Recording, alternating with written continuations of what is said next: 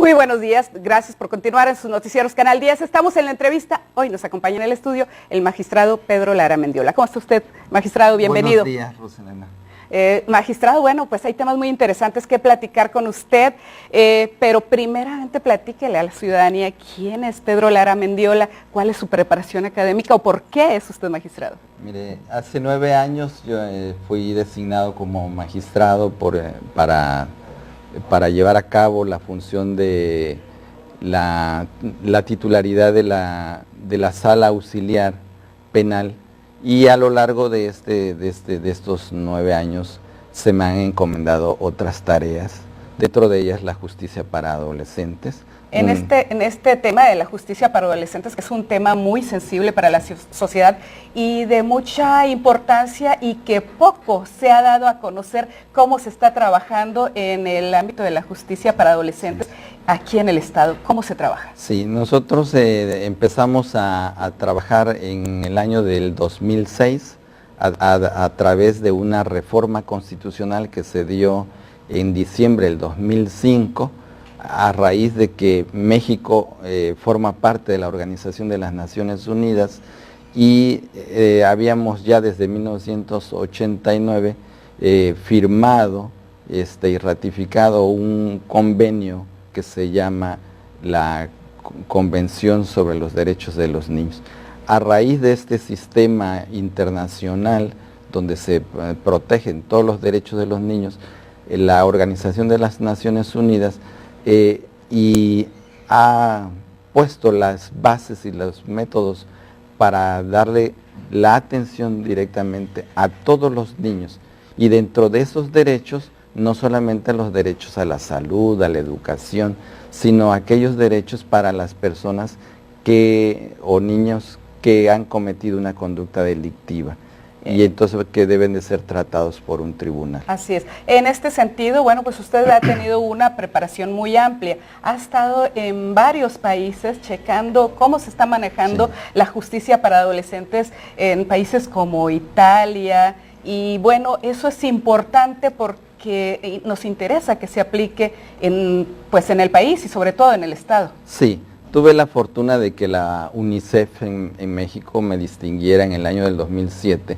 para hacer una visita y a la vez un estudio en varios países, tanto de América Latina como de Europa, para conocer las mejores prácticas que tienen en esos países y cómo adaptar esas prácticas que ya están establecidas en la Convención y en otros tratados como las reglas de Beijing o las directrices de Riad, y tuve la oportunidad de estar estudiando directamente en la región andaluza, en la parte de España, toda la región andaluza, desde Sevilla hasta Almería, Granada, Huelva, Purchena, donde estudiamos directamente la aplicación del sistema judicial, pero fundamentalmente lo que estuvimos observando y estudiando es la aplicación de las medidas, porque ellos destinan una gran cantidad de recursos y están completamente convencidos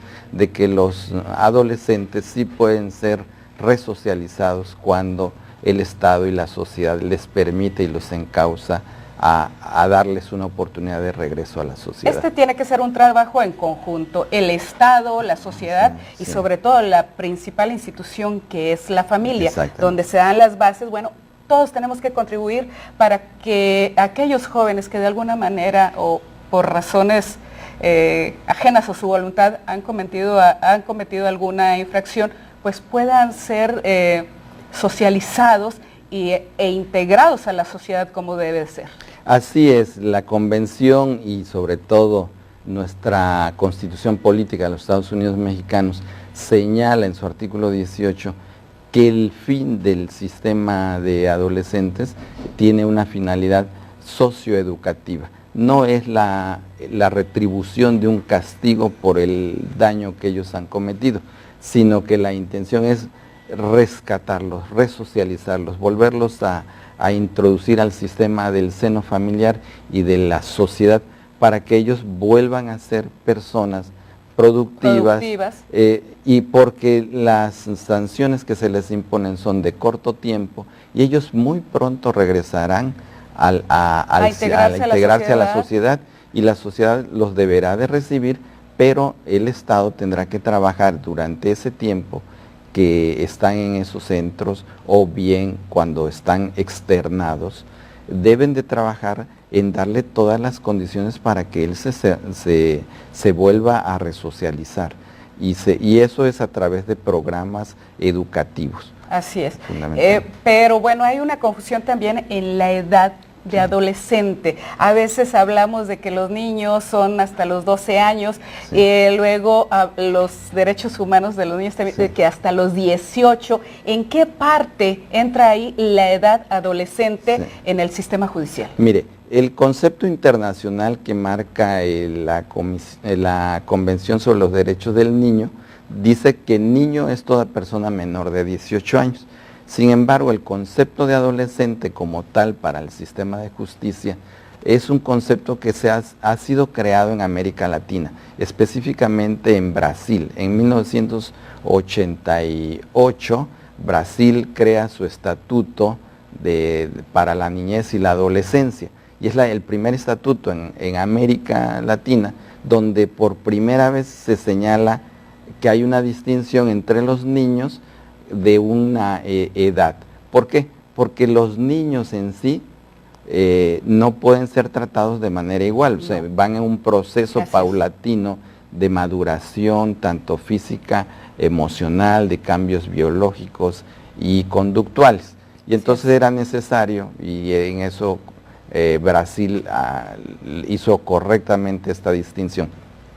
Pero niño para la ley en Tamaulipas es toda persona menor de 12 años. Y adolescente es toda persona entre los 12 y menos de 18 años. Y menos de 18, que es donde se va a enfocar la justicia adolescente. Bueno, hay mucho que platicar de la justicia adolescente porque son temas muy interesantes, pero otro tema también muy importante y en el cual usted ha participado directamente es en el sistema de la oralidad en Tamaulipas. La vida me ha puesto yo digo que a veces hay personas que nos pone la vida en ciertos lugares y a mí me dio la oportunidad el año pasado de ser el primer magistrado en el estado de Tamaulipas que lleva a cabo una audiencia de segunda instancia, para que se entienda, una apelación en el sistema acusatorio y penal. A mí me toca resolver el primer recurso de apelación. Esto es histórico, porque es el primer juicio oral que se realiza en Tamaulipas y bueno, usted llevó el proceso de apelación y es histórico y bueno, pues le tocó a usted. Me toca a mí y eso para narrar un poquito lo que hice en esa ocasión. Traté sobre la decisión que había tomado un juez de control para decidir si el Ministerio Público tenía facultades jurídicas y constitucionales de aplicar medidas cautelares. Si bien dentro de la ley de Tamaulipas del Código de Procedimientos para la Oralidad sí estaba facultado, esta ley rompe con los principios constitucionales y con el artículo 1 de la Constitución que nos ordena a todas las autoridades hacer un control de constitucionalidad y convencionalidad. Y para eso yo revoqué la resolución. Entra una revocación. Revoqué la resolución de apelación y por la idea de que en la Constitución solamente hay una autoridad que se llama juez de control, que es el único que puede imponer medidas cautelares. Fíjese cómo es importante esto, que hable usted de una revocación, y eso habla de la confiabilidad que puede haber en la justicia, en el Poder Judicial de Tamaulipas, que si hay un inconveniente que se tenga que checar, se revoca para que se vaya en los términos legales que tiene que marcar cualquier proceso. Sí, este es un derecho que nos da no solamente nuestra Constitución, nos lo da los tratados internacionales, sobre todo los de derechos civiles y políticos, donde dice que todas las personas tienen derecho a una segunda oportunidad a que sean revisadas las decisiones de las autoridades por órganos superiores. Y en este caso, el Supremo Tribunal de Justicia pues tenía a un órgano y a una autoridad que recayó en mí. Muy bien. Pues hay muchos temas que platicar con usted, magistrado. Es muy amplio el sistema de la oralidad, todo lo que se manejó en el primer juicio, también lo que tiene que ver con la justicia de la atención adolescente, sí. Pero bueno, se nos termina el tiempo en televisión, ¿algo que desagregar? Pues agradecerle a tu empresa, a ti, a todo el público, la confianza de haberme invitado y sobre todo que tengan la confianza en la justicia. Y sobre todo la justicia en razón de que la independencia judicial debe siempre ser la medalla que nos debe distinguir y esta independencia debe ser frente a nuestras instituciones como frente a los otros actores políticos como son los órganos del legislativo, el ejecutivo y al propio interior de nuestra institución. Esa es la medalla. Debe de ser, cada juez, cada magistrado debe ser independiente y eso es lo que garantizará resoluciones pero con justas. Calidad moral, no nada más con capacidad profesional, sí. Sino que también tengan calidad moral para que puedan resolver los asuntos apegados a derecho y por el bien de la sociedad. Magistrado, pues le agradecemos mucho que hubiera estado con nosotros aquí en Canal 10. Muchísimas gracias para ti y para todo tu auditorio. Muchas gracias. No se retire del televisor, vamos a un corte y enseguida más información. Volvemos.